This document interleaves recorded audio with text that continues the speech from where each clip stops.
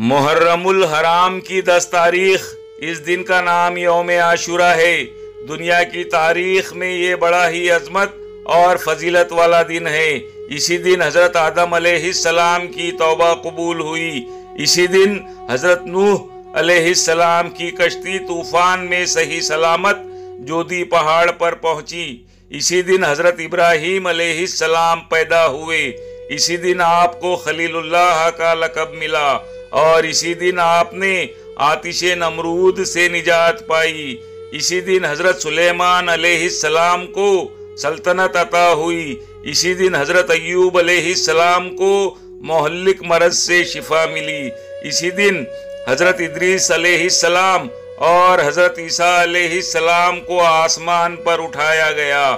اسی دن بنی اسرائیل کا دریائے نیل میں راستہ بنا اور فرعون لشکر سمیت دریا میں غرق ہوا اور حضرت موسیٰ علیہ السلام کو فرعون سے نجات ملی۔